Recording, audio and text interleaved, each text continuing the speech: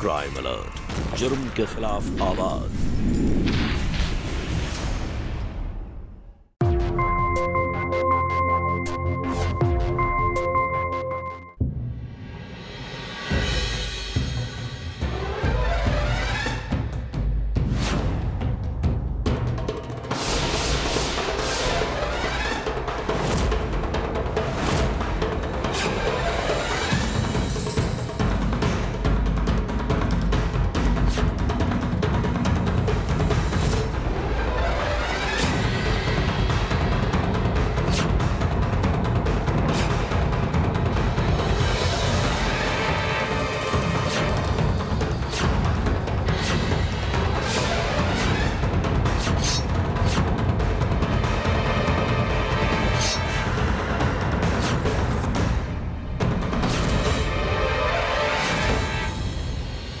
വയസ്സ് പ്രായമുള്ള സ്ത്രീയെ അവരുടെ വീട്ടിൽ വെച്ച് നടുരാത്രിയിൽ കൊന്നുകളയുന്നു. അവിടെ ആരാണ് കൊലപാതകി? ആ കൊലപാതകിക്ക് സ്ത്രീയോട് എന്തെങ്കിലും പകയുണ്ടായിരുന്നോ? ഇല്ല, പരിചയത്തിലുള്ള ആരെങ്കിലും ആയിരിക്കുമോ കൊല ചെയ്തത്? നമസ്കാരം ഫ്രണ്ട്സ്, ഞാൻ അമിത് പച്ചോരി. ക്രൈം അലർട്ടിന്റെ പുതിയ എപ്പിസോഡിൽ എന്റെ കൂടെ യാത്ര ചെയ്യൂ. ഉത്തർപ്രദേശിലുള്ള ലക്നൗ നഗരത്തിലൂടെ നമ്മുടെ യാത്ര തുടങ്ങാം.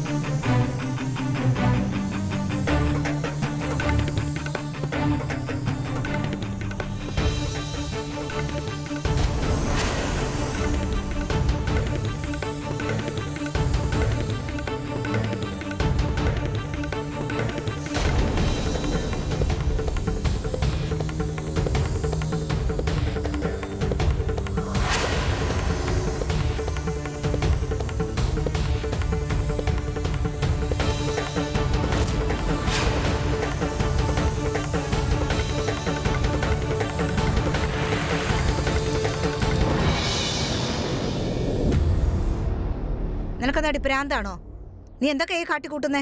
ഈ പെണ്ണ് ഇന്നല്ലെങ്കിൽ നാളെ ഈ വീട്ടിലുള്ള എല്ലാവരെയും കത്തിച്ചു കളയും, അത് ഉറപ്പാ. ഇവിടെ തലയ്ക്ക് പ്രാന്താ, പ്രാന്ത്. ഇവിടെ മറന്നു പോകുന്ന രോഗം കാരണം വീട് മൊത്തം മാറി മാറി ഓരോ പ്രശ്നങ്ങൾ ഉണ്ടായിക്കൊണ്ടിരിക്കുക. കറക്റ്റ് സമയത്ത് ഞാൻ വന്നില്ലായിരുന്നെങ്കിലുണ്ടല്ലോ, ഇന്ന് നിങ്ങളിൽ ഒരാൾ പോലും ഇവിടെ ജീവനോടുണ്ടാകില്ലായിരുന്നു.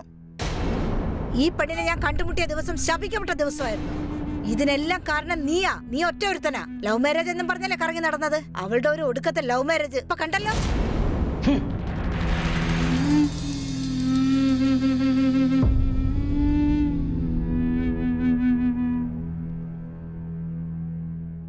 നീ എന്ത് പണിയാ കാണിച്ച രുചി? അത് ഗ്യാസ് എങ്ങനെ ഓണായെന്ന് എനിക്കറിയില്ല, അറിയാതെ സംഭവിച്ചു പോയതാ. ഒരു ദിവസം പോട്ടെ, 2 ദിവസം പോട്ടെ, 3 ദിവസം പോട്ടെ, ഇങ്ങനെ ഓരോ ദിവസം ഒന്നും മറക്ക. നീ കാരണം എനിക്ക് ഇവിടെ ആകെ മൊത്തം വട്ട് പിടിക്കുക. ചെന്ന് എന്തെങ്കിലും ഉണ്ടാക്ക്.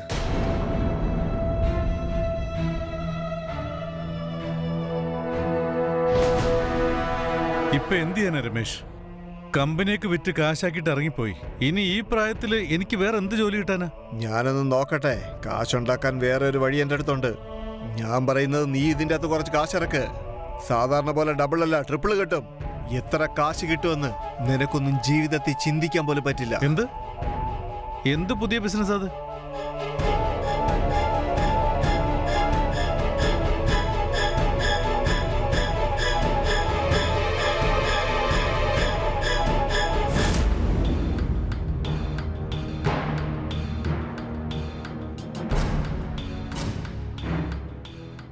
ഓരോ ദിവസവും ഓരോ പ്രശ്നങ്ങളാ. എനിക്ക് ഒരു കാര്യവും മനസ്സിലാവുന്നില്ല. സാഗറിനുള്ള ഫീസ് നിങ്ങൾ എവിടുന്ന് കൊണ്ടുവരും? ഞാൻ പറയുന്നതേ നിങ്ങളുടെ അമ്മയോട് ഒരു ദിവസം സംസാരിച്ചു നോക്കും. വേണ്ട, ഇപ്പൊ അമ്മയോടൊന്നും പറയേണ്ട ആവശ്യമില്ല.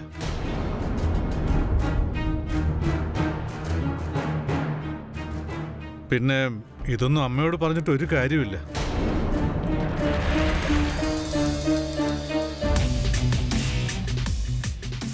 മച്ചാനെ അടിപൊളി വീഡിയോ കൊണ്ടില്ലേ? ശരിക്കും ഈ വീഡിയോ വൈറലാവും ഉറപ്പാ. ടാളിയ, എനിക്കിവിടെ ഒന്ന് കാണിക്കടാ, ഞാനൊന്ന് കാണട്ടെ. ഇത് വിമൻസ് കോളേജിൽ പഠിക്കുന്ന പെണ്ണാ. ഇന്നലെ മാർക്കറ്റിൽ ഇറങ്ങിയതേ ഉള്ളൂ. 50 രൂപ കൊടുത്തതിന് ശേഷം കടക്കാരൻ ഈ വീഡിയോ വന്നത്. ഈ വീഡിയോ അയച്ചു കൊടുക്കാൻ പോകണം. ഇല്ലില്ല, ഇപ്പൊ തല്ല.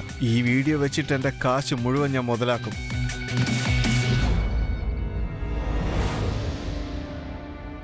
പിന്നെ ഞാൻ കുറച്ച് സമയത്തേക്ക് കടയിലേക്ക് പോവാ. ദൈവത്തെ ഓർത്ത് മണ്ടത്തരങ്ങളൊന്നും കാണിച്ചു വെക്കരുത്, അല്ലെങ്കിൽ അമ്മയുടെ അടുത്ത് എനിക്ക് വീണ്ടും വഴക്ക് കിട്ടും. ഇന്നലെ കേട്ടതല്ലേ?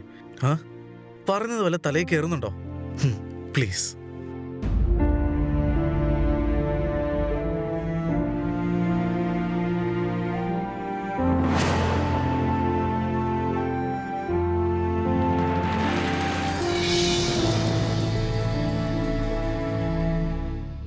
ചിറ്റേ, വിശക്കൊന്ന് കഴിക്കാനെന്തെങ്കിലും തരാവോ? അമ്മൂമ്മയോട് പറയാമെന്ന് വിചാരിച്ചതാ. അമ്മൂമ്മ വന്ന് ചിറ്റയോട് പറയും.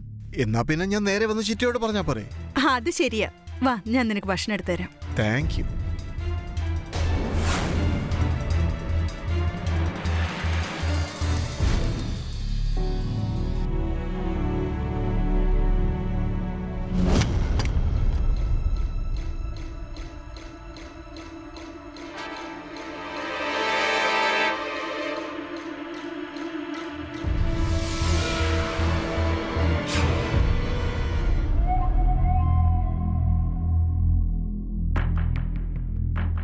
ചിറ്റ ഒരു നല്ല സ്ത്രീയാണ്. പക്ഷെ ഈ വീട്ടിലുള്ള എല്ലാരും ചിറ്റയെ വഴക്ക് പറഞ്ഞുകൊണ്ടേയിരിക്കുന്നു. അതെനിക്ക് തീരെ ഇഷ്ടപ്പെടുന്നില്ല. തെറ്റ് ഞാനല്ലേ ചെയ്യുന്നത്, അപ്പം വഴക്ക് ഞാൻ കേൾക്കേണ്ടതല്ലേ?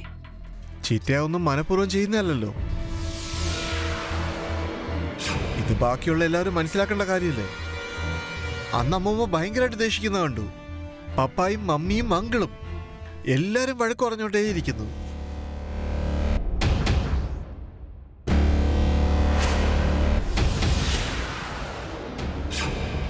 അയ്യോ, തീ പിടിച്ചു, തീ പിടിച്ചു.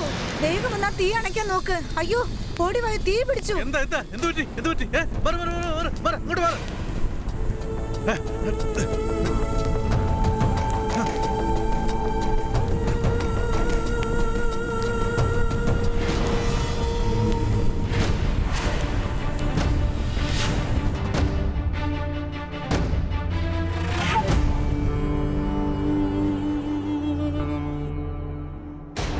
ഞാൻ അപ്പോഴേ പറഞ്ഞതാ, ഒരു കാരണവശാലും ഈ പെണ്ണിനെ ഈ വീട്ടിൽ മരുമകളാക്കി കൊണ്ടുവരരുതെന്ന്. പക്ഷെ ഞാൻ പറഞ്ഞിട്ട് ഇവിടെ ആര് കേൾക്കാനാ? ലവ് മാരേജ് ചെയ്യാൻ നിനക്ക് വലിയ ആഗ്രഹമായിരുന്നില്ലേ?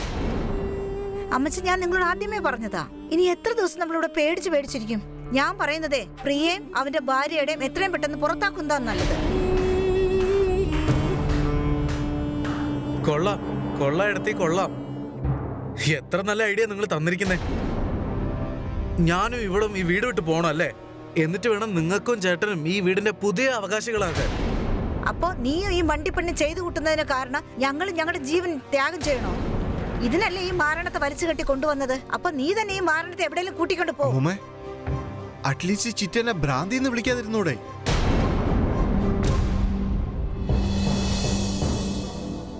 നോക്കു പ്രിയം, നിന്റെ അവകാശം ഞങ്ങൾക്കാർക്കും വേണ്ട. പക്ഷെ ഇവിടെ ഇങ്ങനെയാണ് മുന്നോട്ട് പോകുന്നതെങ്കിൽ ഞങ്ങളുടെ എല്ലാവരുടെയും ജീവൻ അപകടത്തിലാവും. ആർക്കറിയാ, ഇവൾ എന്നെ കൊല്ലാതെ പോകത്തില്ലെന്ന് എനിക്ക് തോന്നുന്നത്.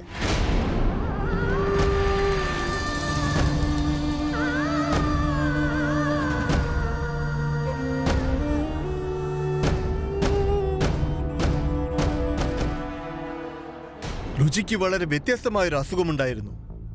ആ ഒരു അസുഖം കാരണം അവൾക്ക് മാത്രമല്ല, അവളുടെ വീട്ടുകാർക്കെല്ലാവർക്കും പലതരത്തിലുള്ള വേദനകൾ അനുഭവിക്കേണ്ടി വന്നിട്ടുണ്ട്.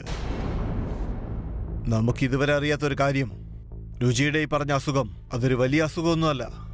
ഈ അസുഖത്തിന് മെഡിക്കൽ ടൈമിൽ പറഞ്ഞാൽ ദമന്തിയ അൾഷമർ എന്ന് വിളിക്കും. ഈ അസുഖത്തിനുള്ള ചികിത്സ ഏതൊരു സൈക്കാട്രിസ്റ്റിനും ചെയ്യാൻ സാധിക്കും.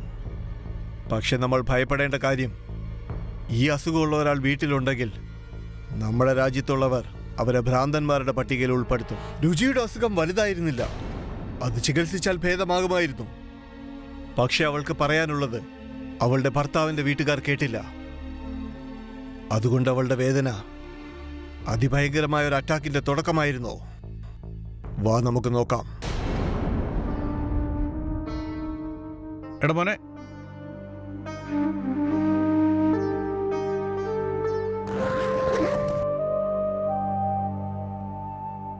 അവിടുന്ന് ഇവിടത്തേക്ക് ഞാൻ 2 ലക്ഷം റെഡിയാക്കിയിട്ടുണ്ട്. പലരുടെയും കാല് പിടിച്ച് കടം വാങ്ങിയ കാശാ. നിന്റെ വാക്ക് വിശ്വസിച്ച് ഇറങ്ങുന്നേ.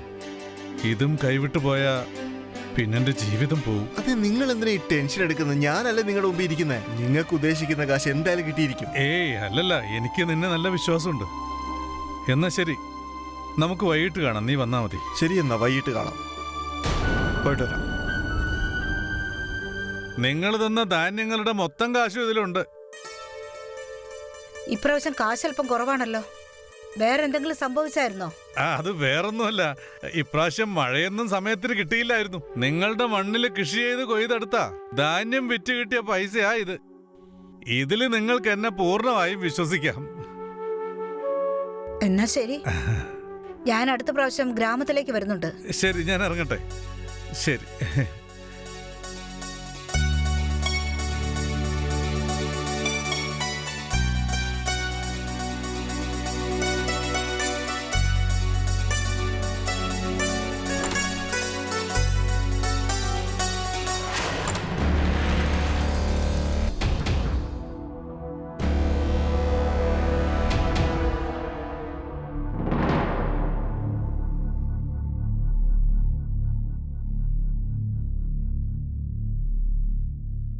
നീ മരുന്നൊക്കെ കഴിച്ചോ?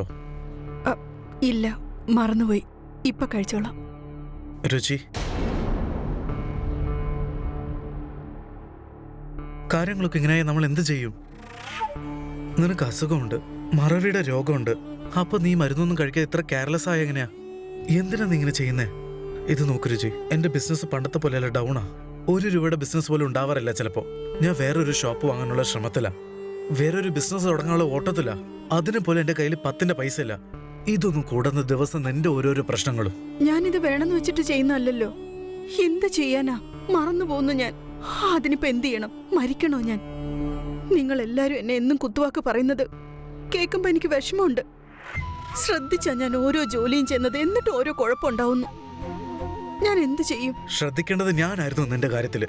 നിന്റെ ഈ രോഗം കല്യാണത്തിന് ശേഷം കൂടുന്നിറങ്ങിരുന്നെങ്കിലേ, അതായത് ദിവസം കൂടുന്നോളം പ്രശ്നങ്ങൾ കൂടുന്നിറങ്ങിരുന്നെങ്കിൽ ഞാൻ ഈ കല്യാണം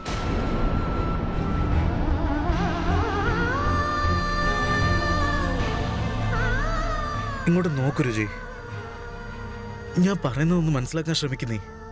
ഞാൻ അങ്ങനൊന്നും ആഗ്രഹിക്കുന്നില്ല. പക്ഷെ അമ്മയ്ക്ക് കുറ്റം കണ്ടുപിടിക്കാൻ അവസരം കൊടുക്കരുത്. നിന്നെയാണെങ്കിലും എന്നെ ആണെങ്കിലും വഴക്കൊന്നും പറയരുത്. വലിയേട്ടനെ ജോലി കൈവിട്ട് പോയിരിക്കുക. അവൻ അമ്മേനെ വശത്താക്കാൻ മാക്സിമം ട്രൈ ചെയ്തുകൊണ്ടിരിക്കുക. എനിക്കത് വ്യക്തമായിട്ട് അറിയാം. പിന്നെ ചേട്ടത്തിയാണെങ്കിൽ നിന്നെ അമ്മയുടെ ശത്രുവാക്കാൻ ശ്രമിച്ചോണ്ടിരിക്കുക. നീയും കേട്ടതല്ലേ, വീട്ടിൽ നിന്ന് പുറത്തയക്കാൻ. അപ്പൊ അവർക്ക് വീട് കിട്ടുമല്ലോ. പ്രിയം, നിങ്ങളല്ലാതെ എനിക്ക് ഈ ഭൂമിയിൽ വേറെ ആരുമില്ല. നിങ്ങൾ പറയുന്നത് മനസ്സിലാക്കാതെ വേറെ ആര് പറയുന്നത് മനസ്സിലാക്കുക ഞാൻ. ഇനി നമ്മുടെ ഈ വീട്ടില് എന്റെ അശ്രദ്ധ കാരണം ഒരു പ്രശ്നം ഉണ്ടാവാതെ നോക്കിക്കോളാം. ഇത് നോക്കൂ രുചി, നീ ഇപ്പോ എന്തെങ്കിലും ചെയ്ത് അമ്മയുടെ മനസ്സിൽ സ്ഥാനം പിടിക്കാൻ നോക്ക്. നാട്ടിൽ അമ്മയുടെ പേരിൽ ഒരുപാട് സ്ഥലങ്ങളുണ്ട്. പക്ഷെ അമ്മ അതൊന്നും ഒരിക്കലും വിൽക്കില്ല. ഞാൻ എൻ്റെ ഷെയർ വിറ്റിട്ട് പുതിയൊരു ബിസിനസ് തുടങ്ങാനുള്ള ഐഡിയയിലാണ്. അതുകൊണ്ട് എന്തെങ്കിലും ചെയ്ത് അമ്മയുടെ സ്നേഹം കരസ്ഥാക്കണം. നിനക്ക് ഞാൻ പറയുന്നത് വലുത് മനസ്സിലാവുന്നുണ്ടോ? എനിക്ക് മനസ്സിലായി. ഞാൻ ചെന്ന് ഗുളിക എടുത്ത് കഴിക്കട്ടെ, അല്ലെങ്കിൽ ഞാൻ വീണ്ടും മറന്നുപോകും. ശരി.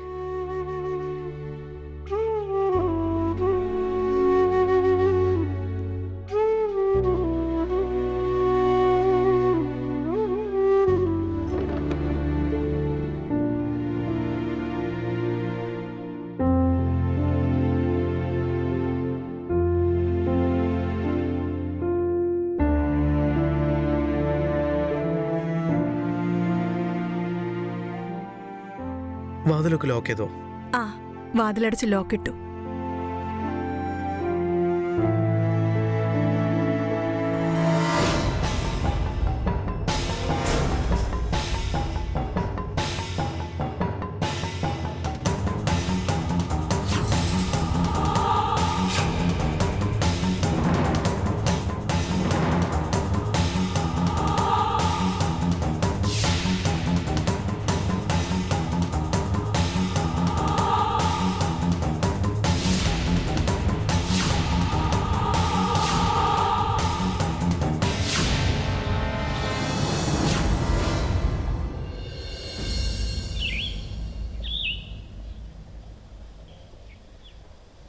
അയ്യോ എല്ലാരും ഓടിവായോ.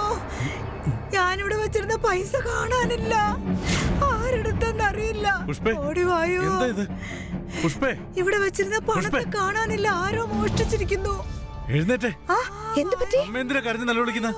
അതെ അതെ, ഓടിവാ. വാ അമ്മേ. ആരോ എടുത്തിരിക്കുന്നു. അയ്യോ പൈസ കാണാനില്ല, ആരെടുത്തെന്ന് അറിയില്ല. ഞാനിവിടെ പെട്ടിയിലാ വെച്ചിരുന്നേ.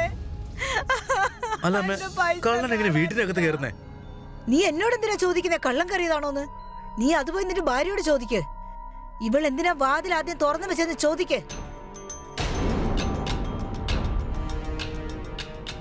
ഞാൻ നിന്നോട് അപ്പോഴേ ചോദിച്ചതല്ലേ ഡോറൊക്കെ ലോക്ക് ചെയ്തോന്ന്. നീ ഇപ്പൊ എന്താ പറഞ്ഞ എല്ലാം ലോക്ക് ചെയ്തെന്ന്. പിന്നെ എങ്ങനെയാ ഈ വീട്ടിൽ കള്ളം കയറിയത്? പറ. നീ എത്ര വലിയ തെറ്റ ചെയ്തതെന്ന് നിനക്കറിയാവോ? ഭാഗ്യത്തിന് കള്ളനങ്ങ് അടിച്ചു മാറ്റിക്കൊണ്ട് പോയി. ഒരുപക്ഷെ അമ്മായി എന്തെങ്കിലും ചെയ്തിരുന്നെങ്കിൽ നമ്മൾ എന്ത് ഉത്തരം പറയും?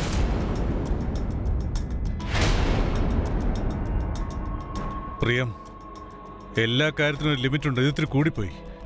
ഒന്നുകിൽ ഈ വീട്ടിൽ അവൾ ജീവിക്കണം, അല്ലെങ്കിൽ ഞങ്ങള്. നിങ്ങൾക്ക് എപ്പോഴും ഈ ഒരു കാര്യം മാത്രമേ പറയാനുള്ളൂ. ഞാൻ ഇവിടെ എങ്ങനെയെങ്കിലും ഈ വീട് വിട്ട് പോണല്ലേ. അല്ല ആർക്കറിയാം, ഇവളുടെ വല്ല പേരും പറഞ്ഞ് കള്ളന്മാര് കയറിയിട്ട് പൈസ ഒക്കെ അടിച്ചോണ്ട് പോയിട്ടുണ്ടാവും. നീ ഇതൊക്കെ ആരോടാ സംസാരിക്കുന്നെന്ന് അറിയാവോ പ്രിയം?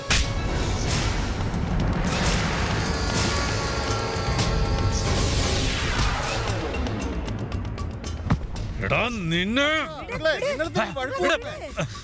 അയ്യോ നിങ്ങൾക്ക് പ്രാന്ത് പിടിച്ചോ? ചേട്ടന് നീ തല്ലുവോ? ഈ പ്രശ്നത്തിനെല്ലാം കാരണക്കാരി ആരാണോ അവളെ ഒന്നും പറയുന്നില്ലല്ലോ. എന്തിനാടാ നിങ്ങൾ രണ്ടുപേരും ഇങ്ങനെ തമ്മിൽ തല്ലുന്നത്? ആദ്യം ഇവളെ ഈ വീട്ടിൽ നിന്ന് അടിച്ചു പുറത്താക്ക്. ഒന്നും മിണ്ടാതിരിക്കമേ. രുചിനെ ഈ വീട്ടിൽ നിന്ന് പുറത്താക്കുന്ന കാര്യം ഇനി ഈ വീട്ടിൽ ആരെങ്കിലും ഒരാളും മിണ്ടിയാ പോലും ഞാൻ അവളെ കേട്ടത്. എനിക്ക് അവളെ ഇഷ്ടമാണ്. ഇനി അവളെ കുറിച്ച് ആരെങ്കിലും ഒരു വാക്ക് തെറ്റായിട്ട് പറഞ്ഞാ എന്റെ സ്വഭാവം മാറും. പറഞ്ഞില്ലെന്ന് വേണ്ട.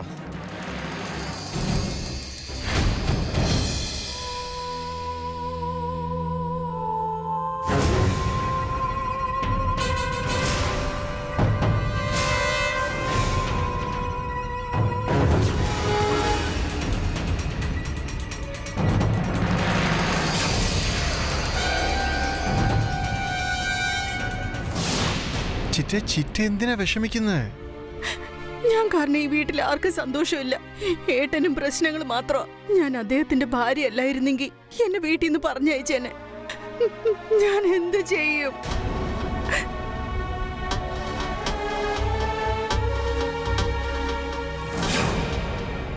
ചിറ്റയാൽ സ്നേഹിക്കുന്നില്ലെന്നുള്ള വിഷമം വേണ്ട. ഞാൻ ചിറ്റയെ ഇത്ര സ്നേഹിക്കുന്നില്ലേ?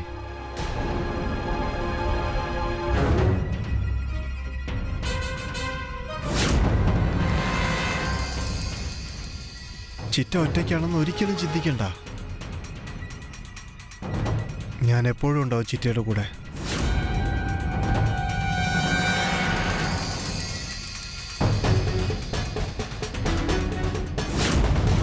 മാത്രമല്ല, എന്തായി കാണിക്കുന്നേ? I am so sorry. അത് ഞാൻ. നീ ഇവിടുന്ന് പോകുന്നുണ്ടോ? പോവാൻ നോക്ക്.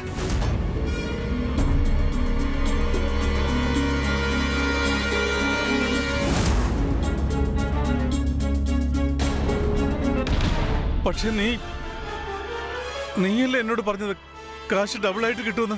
പിന്നെ അതങ്ങനെ കൈവിട്ടു പോയി. പറഞ്ഞതാ. പക്ഷെ എല്ലായ്പ്പോഴും ഒരേപോലെ പണം ഇരട്ടിക്കില്ലല്ലോ. ഇപ്പൊ നിങ്ങളുടെ സമയം മോശമായിരുന്നു. മാത്രമല്ല ഇപ്പൊ കടവും നിങ്ങളുടെ തലയിലേക്ക് കയറിയിട്ടുണ്ട്. മനസ്സിലായോ? കടവോ? എന്ത് കടം? നീ നിന്റെ പൈസ മാത്രമല്ല തോറ്റത്, അതിന്റെ കൂടെ 10 ലക്ഷം രൂപ കടവാക്കിയിട്ടുണ്ട്.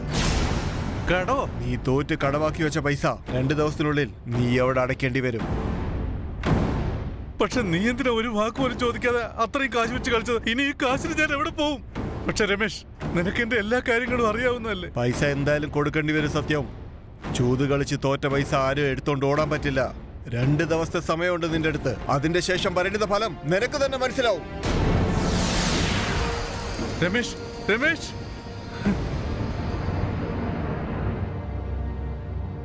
അമ്മേ,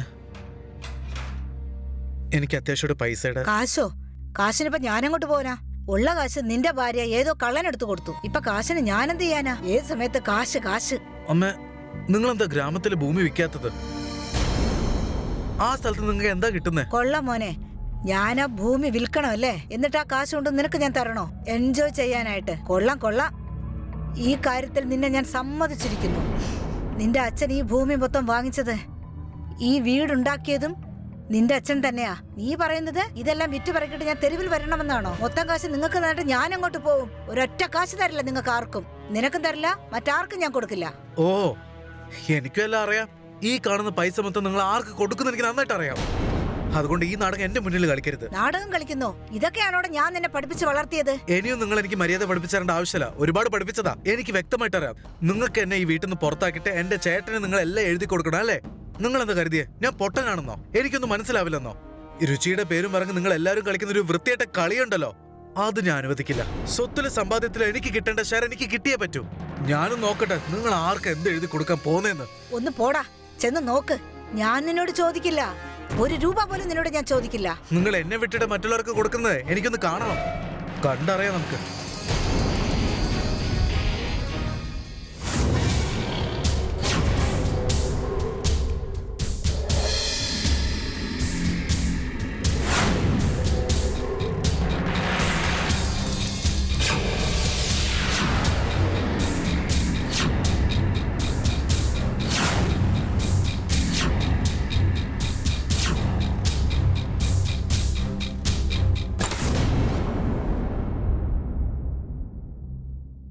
എന്തുപറ്റി സാഗർ?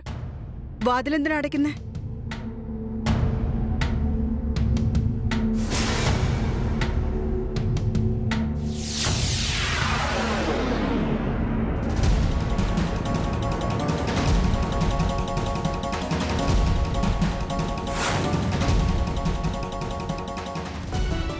ചിറ്റെ കുറെ ദിവസമായിട്ടൊരു കാര്യം മനസ്സിൽ കിടക്കുന്നു.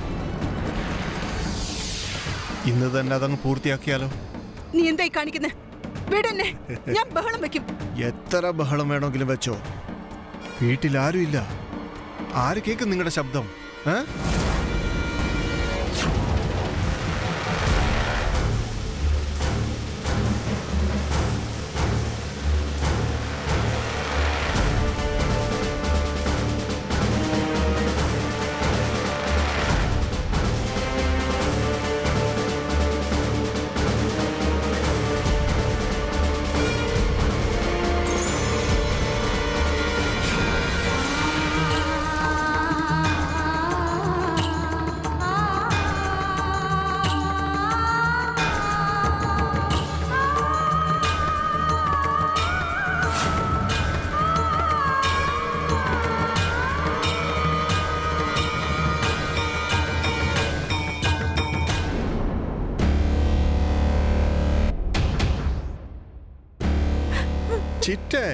ചിറ്റയ്ക്കൊരു അസുഖമുണ്ട്.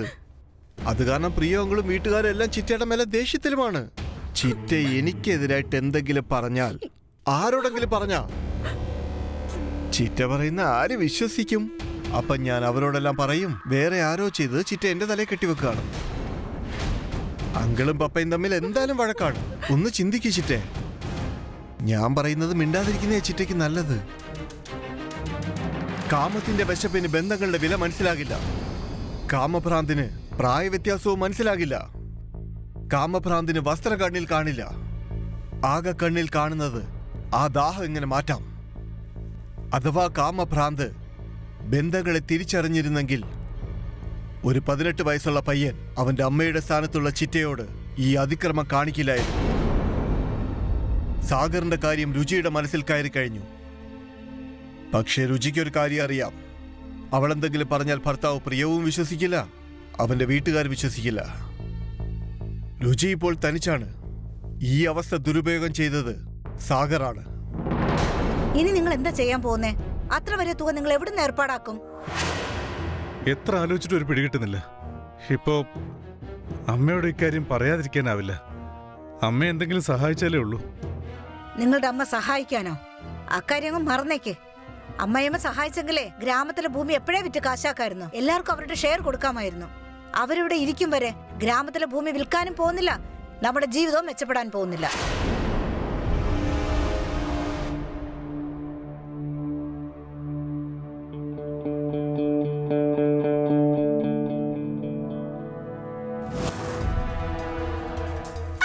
എന്റെ ദൈവമേ, എന്റെ കൈ പൊള്ളി.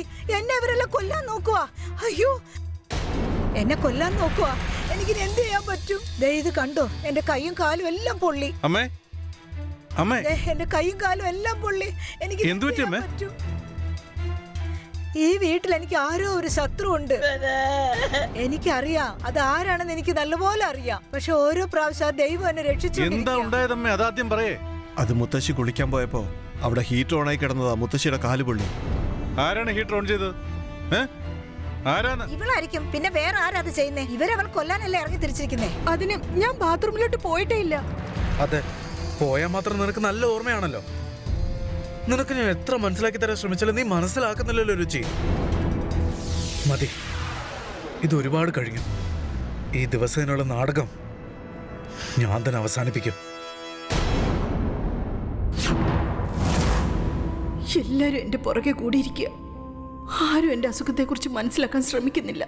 എല്ലാരും എല്ലാ കുറ്റവും എന്റെ തലയിൽ ചുമത്താനാ ശ്രമിക്കുന്നത്. എനിക്ക് ഈ വീട്ടിൽ ഒരു സ്ഥാനവുമില്ല. അതാണ് ഈ സാഗർ മുതലെടുക്കാൻ നോക്കുന്നത്. പക്ഷെ ഇനി വയ്യ. എനിക്കിനി ഇതൊന്നും സഹിക്കേണ്ട യാതൊരു കാര്യവുമില്ല. ഇനി ഞാൻ മിണ്ടാതിരിക്കുമെന്ന് കരുതണ്ട.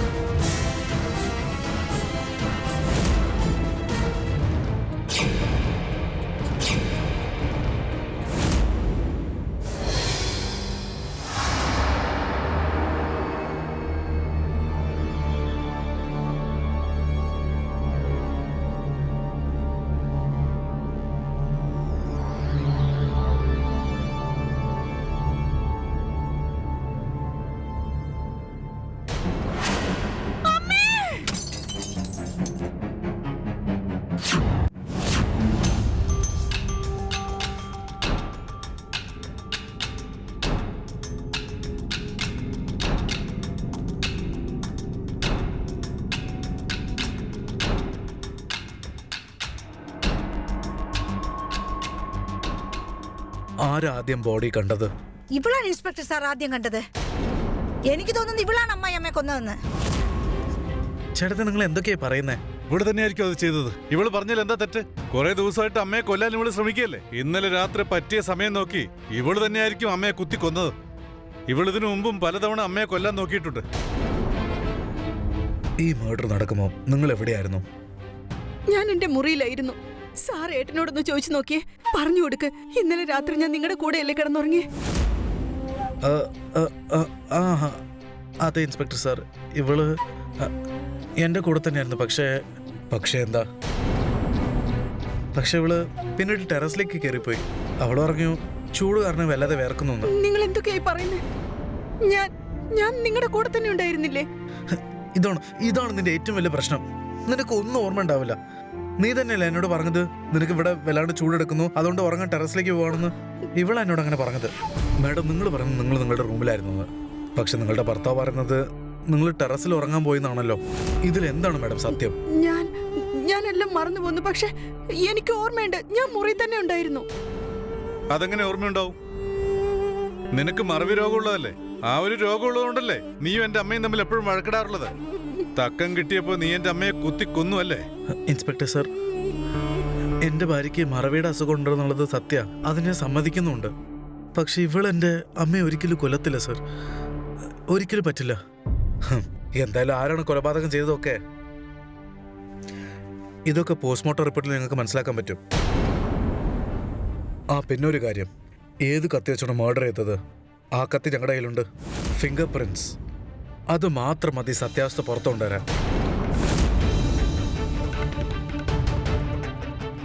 തൽക്കാലം മാഡം നിങ്ങൾ ഞങ്ങളുടെ ഒപ്പം പോലീസ് സ്റ്റേഷൻ വന്നേ പറ്റൂ. വിജയ്, നിങ്ങൾ എന്താ ഒന്നും മിണ്ടാത്തെ? മാഡമിനെ വണ്ടി കയറ്റ്. ഞാനൊന്നും ചെയ്തില്ല.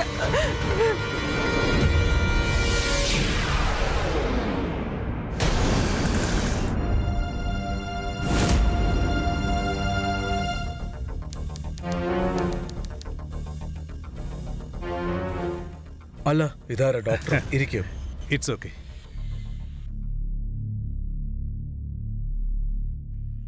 സർ, ഈ പോസ്റ്റ്മോർട്ടം റിപ്പോർട്ടിൽ ചില പ്രത്യേകതകളുണ്ട്. അതുകൊണ്ടാണ് ഞാൻ തന്നെ നേരിട്ട് വന്നത്. സർ, ഈ പോസ്റ്റ്മോർട്ടം റിപ്പോർട്ടിൽ മരണകാരണം കത്തിക്കുത്ത് തന്നെയാണ്. പിന്നെ ഈ മർഡർ രാത്രി 12നും 1 മണിക്കും ഇടയിലാണ് ചെയ്തിരിക്കുന്നത്. ഓൾറെഡി നിങ്ങൾക്കറിയാം, നൈഫിൽ നിന്ന് കിട്ടിയ ഫിംഗർ പ്രിന്റ് ഇല്ലേ, അത് രുചിയുടെ ഫിംഗർ പ്രിന്റുമായിട്ട് മാച്ച് ആവുന്നുണ്ട്.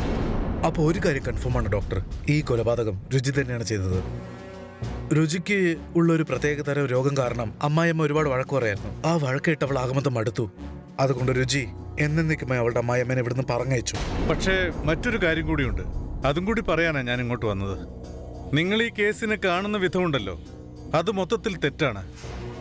ഡോക്ടർ സാറേ, എന്റെ കാഴ്ചപ്പാട് മാറാൻ വേറെ എന്തെങ്കിലും സംഭവം ഉണ്ടോ? ഓഫീസർ, രുചി ഒരു 23-24 വയസ്സുള്ള പെണ്ണാണ്. കുത്താൻ ഉപയോഗിച്ച കത്തി വളരെ നീളമുള്ളതാണ്.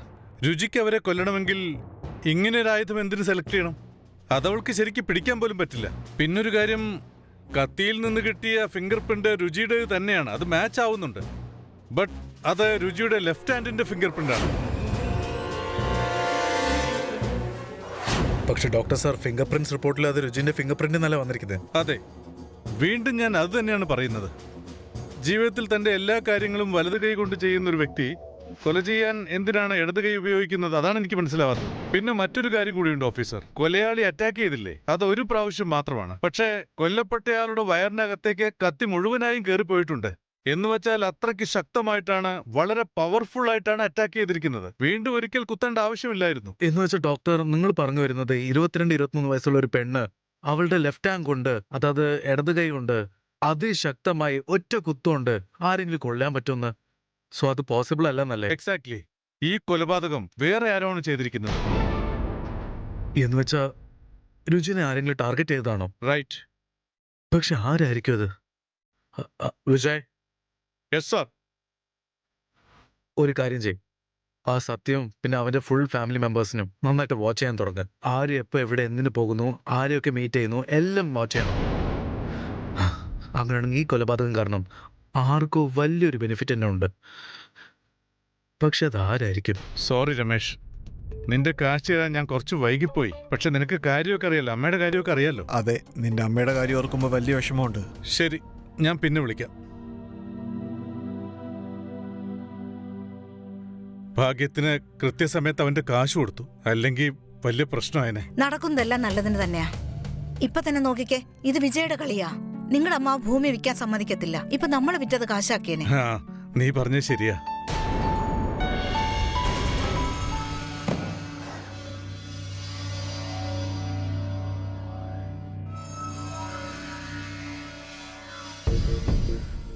ഹലോ.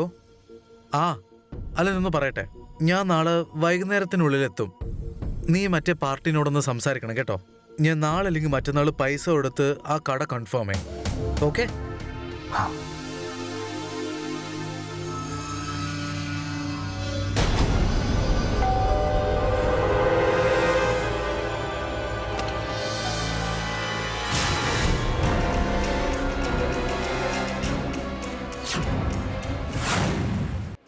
നിങ്ങൾ എന്തായി പറയുന്നത്?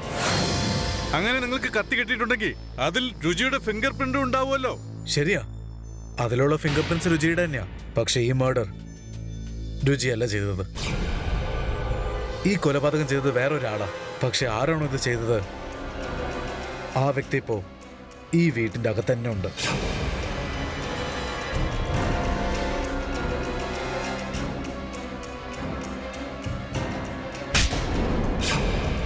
നീ നിന്റെ ചെറിയമ്മനെ തന്നെ മിസ്യൂസ് ചെയ്യല്ലടാ പന്ന നാറേ.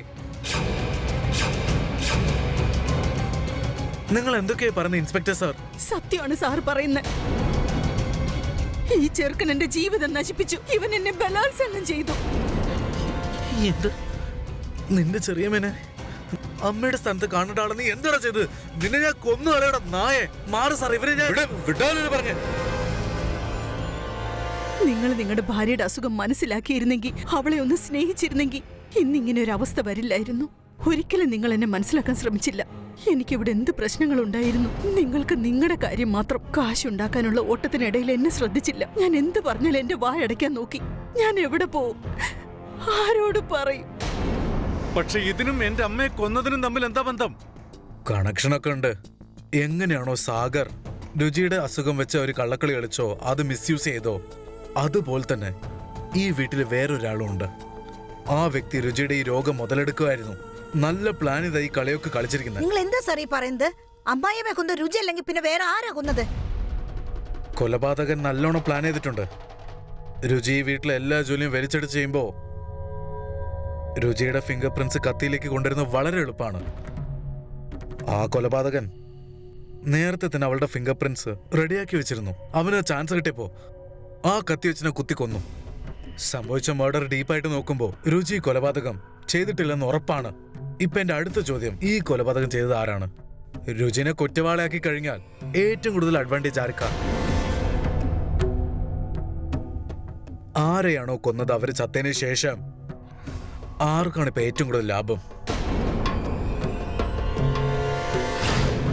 2 ദിവസം മുമ്പാണ് നിങ്ങളുടെ അമ്മ മരിച്ചത്. എന്നിട്ട് ഇന്നലെ തന്നെ നിങ്ങള് ഗ്രാമത്തിലുള്ള നിങ്ങളുടെ സ്ഥലമൊക്കെ വിറ്റോ? ഇതൊക്കെ കൂടാതെ കടങ്ങളൊക്കെ തിരിച്ചടച്ചു അല്ലേ? രുചിനെ ഞങ്ങൾ ഇൻട്രോഗേറ്റ് ചെയ്യുമ്പോഴാണ് ഒരു കാര്യം വ്യക്തമായി മനസ്സിലായത്. നിങ്ങളുടെ അമ്മ ഒരു സ്ഥലം പോലും വിൽക്കാൻ തയ്യാറായിരുന്നില്ല. അത് ഉറപ്പായിരുന്നു. പിന്നെ ബാക്കിയുള്ളവരെയൊക്കെ അങ്ങ് ഇൻട്രോഗേറ്റ് ചെയ്യുമ്പോൾ അപ്പോഴല്ലേ എല്ലാം മനസ്സിലായത്. നിനക്ക് നിന്റെ ഫ്രണ്ടിന്റെ 10 ലക്ഷം രൂപ തിരിച്ചു കൊടുക്കണം അല്ലേ? പിന്നെ നിനക്ക് പുതിയ ബിസിനസ് തുടങ്ങാൻ പൈസയുടെ ആവശ്യമുണ്ടല്ലേ?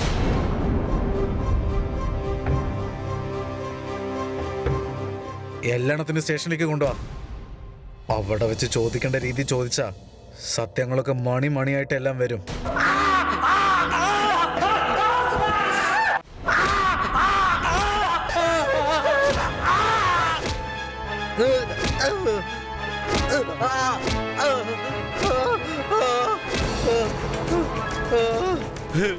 അയ്യോ വേണ്ട സാറേ, സ്ഥലല്ലേ സാറേ. ഞാനാണ് സാറേ എന്റെ അമ്മയെ കൊന്നത്. ഞാനാ എന്റെ അമ്മയെ കൊന്നത്.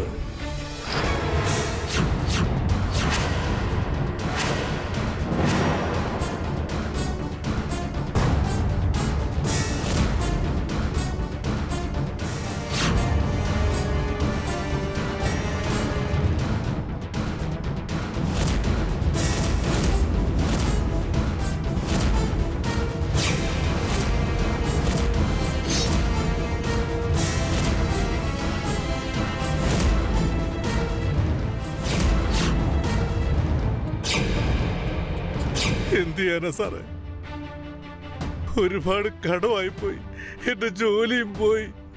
എനിക്ക് കാശിന് ഒരുപാട് ആവശ്യമുണ്ടായിരുന്നു സാറേ. എനിക്കൊരു 10 ലക്ഷം രൂപയുടെ കടം ഉണ്ടായിരുന്നു സാറേ. അതിനുവേണ്ടി ഞാൻ അമ്മയോട് പലതവണ സംസാരിച്ചിരുന്നു. പക്ഷെ അമ്മ അത് കാര്യമാക്കിയില്ല. അവരാ ഭൂമി വിൽക്കാൻ തയ്യാറായിരുന്നില്ല. അതിനുവേണ്ടിയാ സാറേ ഞാൻ എന്റെ അമ്മയെ കൊന്നു കളഞ്ഞത്. രുചിനെ എന്തിനാണ് ഇതിൽ കുടിക്കത്? രുചിക്ക് മറവി രോഗമുണ്ട് സാറേ.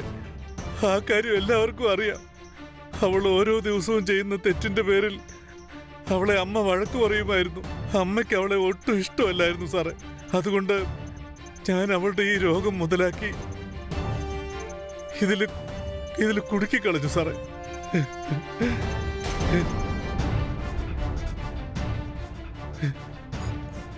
നീ രുചിയുടെ ഭർത്താവല്ലടാ. പിന്നെ എന്തിനാടാ ചേട്ടനൊപ്പം ചെന്ന് നീ അവളോട് ഈ ചതി കാണിച്ചത്? ഇൻസ്പെക്ടർ, അമ്മയുടെ മർഡറിനെ കുറിച്ച് എനിക്ക് ഒന്നും അറിയില്ല സാറേ. അന്ന് ഞാൻ ജോലി കഴിഞ്ഞ് വീട്ടിലേക്ക് തിരിച്ചു വന്നപ്പോ അപ്പൊ എല്ലാരും രുചിനെ കുറിച്ച് കുറ്റം പറഞ്ഞുകൊണ്ടിരുന്നു. അതെനിക്ക് നന്നായിട്ട് വിഷമിച്ചു. അപ്പോഴത് നല്ലൊരു ചാൻസ് ആയിട്ട് എനിക്ക് തോന്നിയത് രുചിയുമായിട്ടുള്ള ബന്ധം അവസാനിപ്പിക്കാൻ. ഞാൻ കിട്ടിയ ചാൻസ് യൂസ് ചെയ്തേ ഉള്ളൂ സാറേ. വേറെ ഒന്നും ചെയ്തിട്ടില്ല. ഞാൻ വേറെ ഒരു തെറ്റും ചെയ്തിട്ടില്ല സാറേ. എന്നെ വിട്ടേക്ക് സാറേ, പ്ലീസ്. എനിക്ക് പോണം സാറേ, പ്ലീസ്. ഞാൻ ഒരു തെറ്റും ചെയ്തിട്ടില്ല. എനിക്ക് മറ്റാരും വിശ്വാസമില്ലായിരുന്നു. നിങ്ങളെ ഭയങ്കര വിശ്വാസമായിരുന്നു. ഞാൻ നിങ്ങളെ ഒരുപാട് സ്നേഹിച്ചില്ലേ?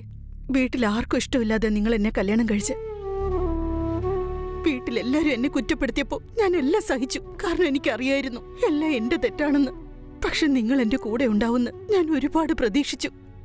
പക്ഷെ നിങ്ങൾ എന്നെ പറ്റിക്കായിരുന്നു. എന്റെ കൂടെ ഉണ്ടായില്ല.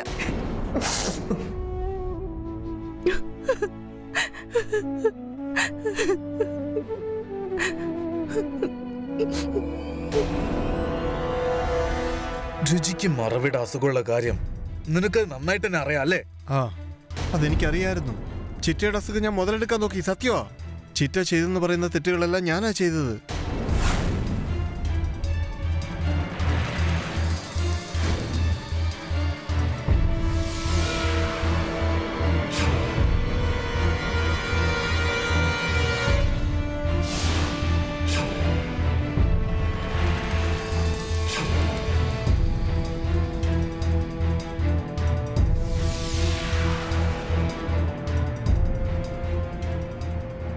എനിക്കറിയായിരുന്നു.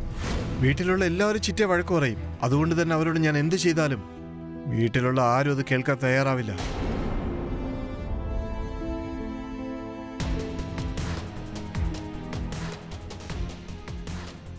അമ്മയുടെ മുറിയിൽ കാശ് മോഷ്ടിച്ചത് നീ തന്നെയല്ലേ? ഞാൻ എന്റെ സ്വന്തം മോനെ പോലെ നിന്നെ കണ്ടത്. നീയെങ്കിലും എന്നെ മനസ്സിലാക്കുന്നുണ്ടല്ലോ എന്ന് ഞാൻ ഒരുപാട് സന്തോഷിച്ചു. പക്ഷെ നീ എന്താ ചെയ്തേ? നമ്മൾ തമ്മിലുള്ള നല്ല ബന്ധം പോലും ഇല്ലാതാക്കിയില്ലേ?